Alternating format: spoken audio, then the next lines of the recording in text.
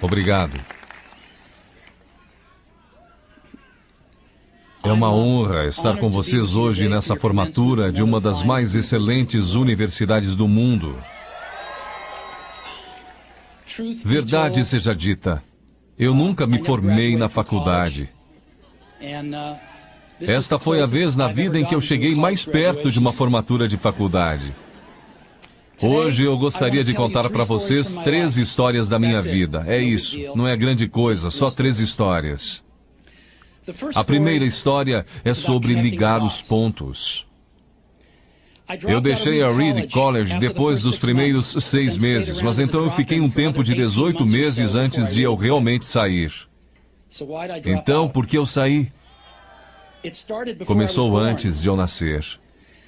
Minha mãe biológica era uma jovem e solteira estudante de faculdade, e ela decidiu me colocar para adoção. Ela achava muito fortemente que eu deveria ser adotado por pessoas formadas, então tudo estava preparado para que quando eu nascesse, fosse adotado por um advogado e sua esposa. Exceto que quando eu apareci, eles decidiram no último minuto que na verdade eles queriam uma garota. Então meus pais adotivos, que estavam numa lista de espera, receberam uma ligação no meio da noite perguntando: "Nós temos um garoto inesperado, vocês o querem?"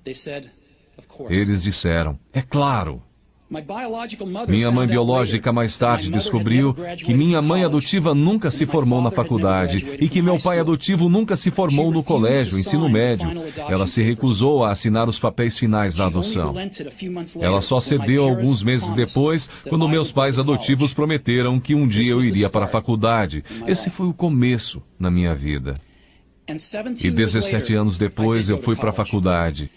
Mas, ingenuamente, eu escolhi uma faculdade quase tão cara quanto Stanford. E todas as economias dos meus pais de classe operária estavam sendo gastas na minha educação superior. Depois de 6 meses, eu não podia enxergar o valor daquilo, eu não tinha ideia do que queria fazer com minha vida, e nenhuma ideia de como a faculdade poderia me ajudar a descobrir. E lá estava eu gastando todo o dinheiro que meus pais economizaram durante suas vidas inteiras. Então eu decidi sair e confiar que tudo ia acabar dando certo. Era bem assustador naquela época, mas olhando para trás foi uma das melhores decisões que eu já tomei. Assim que eu saí, eu pude parar de assistir às aulas obrigatórias que não me interessavam e comecei a assistir as que pareciam interessantes. Nem tudo foi tão romântico. Eu não tinha um dormitório, então eu dormia no chão do quarto dos amigos. Eu devolvia garrafas de Coca-Cola aos depósitos por 5 centavos para poder comprar comida, e eu andava 7 milhas através da cidade toda noite de domingo para pegar uma boa refeição semanal no templo Hare Krishna. Eu amava aquilo. E muito do que eu encontrei seguindo minha curiosidade e intuição se mostrou de valor incalculável mais tarde. Deixe-me dar um exemplo. A Reed College, naquele tempo, oferecia, quem sabe, a melhor instrução sobre caligrafia no país. Por todo o campus, cada pôster, cada etiqueta em cada gaveta apresentava uma bela caligrafia manual. Por eu ter saído e não ter que assistir às aulas normais, eu decidi tomar aulas de caligrafia para aprender a fazer aquilo. Eu aprendi sobre caracteres com e sem serifa, sobre a variação do espaço entre diferentes combinações de letras, sobre o que torna a grande tipografia grande. Era bonita, histórica, artisticamente sutil de uma maneira que a ciência não pode capturar. E eu achei aquilo fascinante. Nada disso tinha sequer um lampejo de aplicação prática na minha vida. Mas 10 anos depois, quando nós estávamos projetando o primeiro computador Macintosh, aquilo tudo voltou para mim. E nós colocamos tudo no Mac. Foi o primeiro computador com uma tipografia bonita. Se eu nunca tivesse entrado naquele simples curso da faculdade, o Mac nunca teria múltiplos tamanhos de letra ou fontes proporcionalmente espaçadas. E já que o Windows copiou o Mac, provavelmente nenhum computador pessoal teria.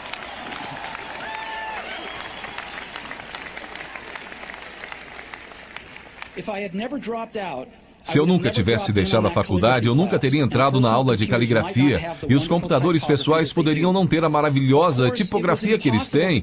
Claro que era impossível conectar os pontos, para frente quando eu estava na faculdade, mas ficou muito claro olhando para trás 10 anos depois. De novo, você não pode conectar os pontos olhando adiante, você só pode conectá-los olhando para trás. Então você tem que confiar que os pontos de algum jeito vão se conectar em seu futuro. Você tem que confiar em alguma coisa, seu Deus, destino, vida, karma, seja o que for.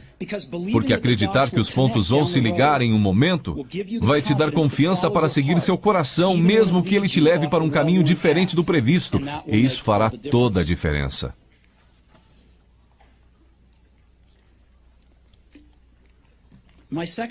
Minha segunda história é sobre amor e perda. Eu fui sortudo. Encontrei o que eu amava fazer cedo na vida. Woz e eu começamos a Apple na garagem dos meus pais quando eu tinha 20 anos. Nós trabalhamos duro e em 10 anos a Apple cresceu de apenas nós dois numa garagem para uma companhia de $2 bilhões com mais de 4 mil empregados. Nós acabávamos de lançar nossa maior criação, Macintosh, um ano antes, e eu fizera 30 anos. E então eu fui demitido. Como você pode ser demitido de uma empresa que você começou? Bem, conforme a Apple cresceu, nós contratamos alguém que eu achava muito talentoso para levar a empresa comigo. E no primeiro ano, mais ou menos, as coisas saíram bem. Mas então nossas visões do futuro começaram a divergir e eventualmente nós tivemos uma briga. Quando isso aconteceu, nosso quadro de diretores ficou do lado dele. Então, aos 30 anos, eu estava fora, e muito escandalosamente fora. O que tinha sido o foco de toda a minha vida adulta se foi, e isso me destruiu. Eu realmente não sabia o que fazer por alguns meses. Senti que tinha decepcionado a geração anterior de empreendedores, que tinha deixado cair o bastão no momento em que ele estava sendo passado para mim. Eu encontrei David Packard e Bob Noyce e tentei me desculpar por ter estragado tudo daquela maneira. Foi um fracasso público e eu até mesmo pensei em deixar o vale. Mas alguma coisa lentamente começou a nascer em mim. Eu continuava amando o que eu fazia. As coisas que aconteceram com a Apple não mudaram isso em nada. Eu havia sido rejeitado, mas continuava amando. Foi quando decidi começar de novo. Não enxerguei isso na época, mas ser demitido da Apple foi a melhor coisa que podia ter acontecido para mim. O peso de ser vitorioso foi substituído pelo vazio de ser um iniciante outra vez, sem muita certeza sobre nada. Isso me deu liberdade para começar um dos períodos mais criativos da minha vida. Durante os 5 anos seguintes, criei uma companhia chamada Next, outra companhia chamada Pixar, e me apaixonei por uma mulher maravilhosa que se tornou minha esposa. Pixar fez o primeiro filme animado por computador, Toy Story, e é o estúdio de animação mais bem-sucedido do mundo. Em uma inacreditável guinada de eventos, a Apple comprou a Next. E eu voltei para a empresa, e a tecnologia que desenvolvemos nela está no coração do atual renascimento da Apple. E Lorraine e eu temos uma família maravilhosa. Tenho certeza de que nada disso teria acontecido se eu não tivesse sido demitido da Apple.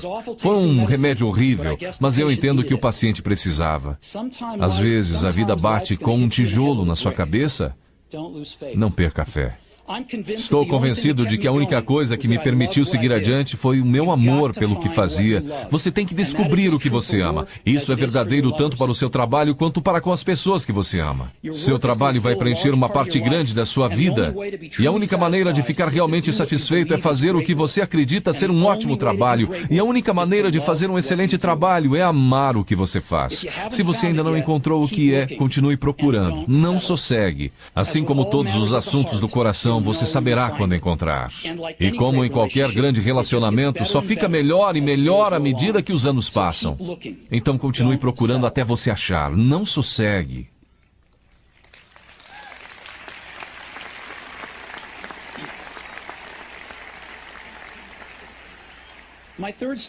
Minha terceira história é sobre a morte. Quando eu tinha 17 anos, eu li uma citação mais ou menos assim: se você viver cada dia como se fosse o último, algum dia provavelmente você vai acertar. Aquilo me impressionou e desde então, nos últimos 33 anos, eu tenho olhado no espelho cada manhã e perguntado a mim mesmo, se hoje fosse o último dia da minha vida, eu ia querer fazer o que eu vou fazer hoje? E sempre que a resposta foi não, por vários dias seguidos, eu soube que eu tinha que mudar alguma coisa. Lembrar que eu logo vou estar morto é a ferramenta mais importante que eu já encontrei para me ajudar a fazer grandes escolhas na vida. Porque quase tudo, toda a expectativa exterior, todo o orgulho, todo o medo de dificuldades ou falhas, estas coisas simplesmente somem em face da morte, deixando apenas o que é realmente importante. Lembrar que você vai morrer é a melhor maneira que eu conheço para evitar a armadilha de achar que você tem algo a perder. Você já está nu, não há razão para não seguir seu coração. Mais ou menos há um ano eu recebi um diagnóstico de câncer. Eu fiz um exame às 7h30 da manhã e ele mostrou claramente um tumor no meu pâncreas. E eu nem sabia o que era um pâncreas. Os médicos me disseram que era quase com certeza um tipo incurável de câncer e que eu não devia esperar viver mais do que de 3 a 6 meses.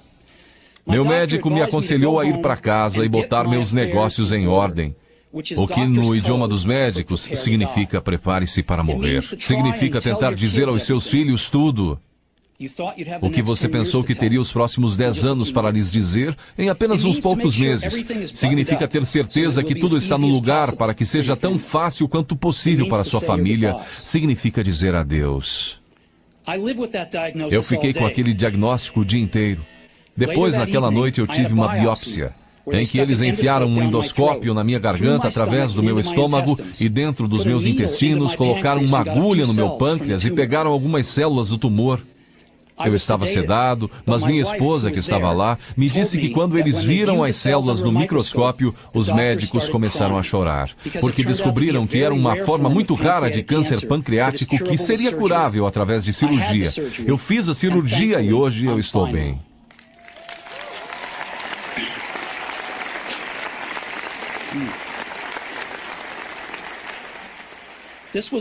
Isso foi o mais perto que eu cheguei de encarar a morte e eu espero que seja o mais perto que eu chegue por algumas décadas mais.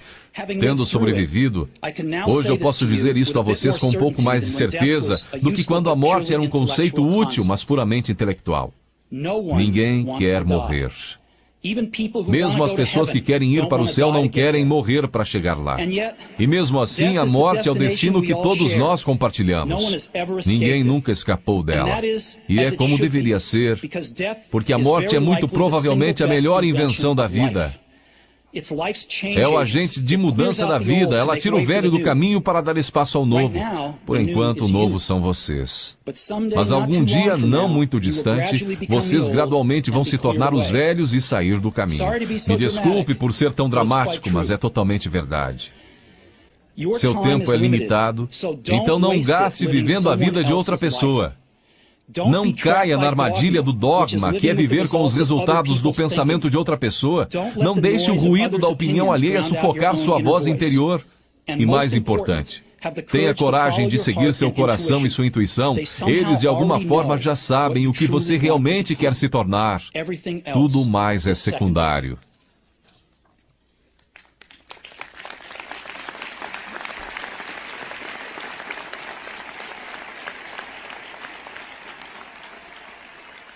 Quando eu era jovem, havia uma maravilhosa publicação chamada O Catálogo de Toda a Terra, que era uma das bíblias da minha geração. Foi criada por um camarada chamado Stuart Brand, não muito longe daqui, em Menlo Park. E ele deu vida à publicação com seu toque poético. Isso foi no final dos anos 60, antes dos computadores pessoais e da editoração eletrônica, então tudo era feito com máquinas de escrever, tesouras e câmeras Polaroid. Era tipo o Google formato brochura, 35 anos antes do Google aparecer. Era idealista e com abundância de recursos elegantes e ideias brilhantes. Stuart e sua equipe publicaram várias edições de O Catálogo de Toda a Terra, e então, quando seu papel estava cumprido, eles publicaram uma edição final. Era meados dos anos 70 e eu tinha a idade de vocês. Na contracapa da edição final havia uma fotografia do amanhecer em uma estradinha de terra, do tipo em que você poderia ficar pegando carona se você for aventureiro. Embaixo dela estavam as palavras Stay Hungry, Stay Foolish. Era a mensagem de despedida deles ao sair do ar. Stay hungry, stay foolish. E eu tenho sempre desejado isso para mim mesmo.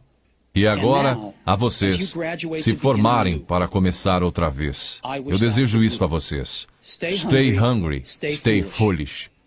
Muito obrigado a todos vocês.